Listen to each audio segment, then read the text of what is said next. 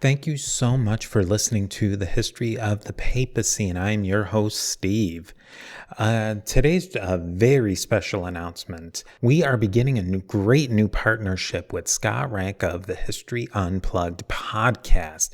There's many great things to come, but we're starting off with gaining some iTunes reviews. And if you review the show on iTunes, you'll be entered in to win a prize.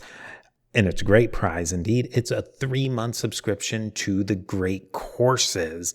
And the Great Courses is just a wonderful resource. I've used the Great Courses for not only podcast research, but also as just a great personal enrichment tool. I would suggest any of the classes by John MacLeod just to start. But there's great courses on papal history, church history. I'm listening to one on 19th century history. There's almost anything you could ever imagine. You'll be entered to win this 3-month subscription once you enter a review on iTunes. After you've entered that review on iTunes, just go over to historyofthepapacypodcast.com, and there'll be some instructions, but basically you'll enter your information into that website and you'll be entered into the drawing.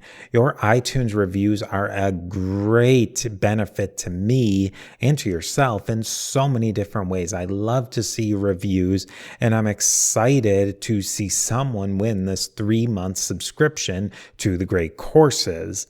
Enter your review at iTunes and then go over to historyofthepapacypodcast.com to enter the drawing. And these must be entered by May 28th, 2021.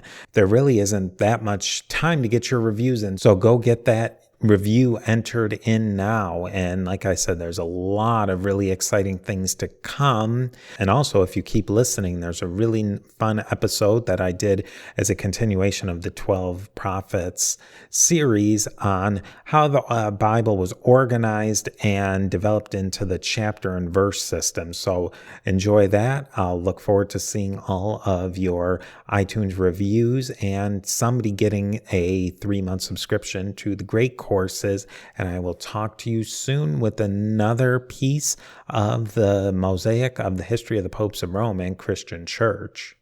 Now, Malachi has either 3 or 4 chapters, depending on whether you're reading a Catholic, a Hebrew, or a Protestant Bible.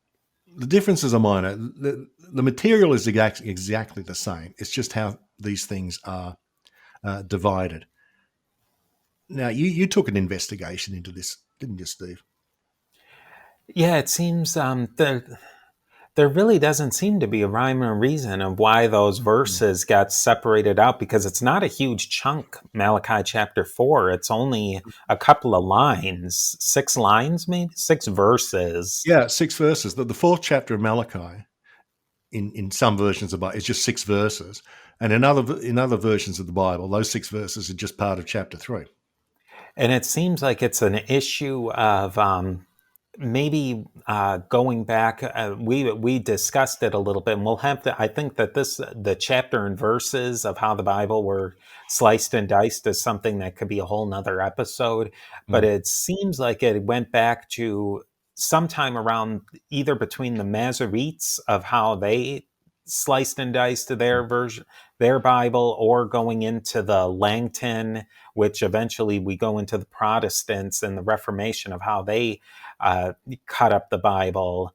But I did not get something very satisfying of why those 4 were pulled out or why they were slapped back on. We don't know, but it's something of definitely some more investigation.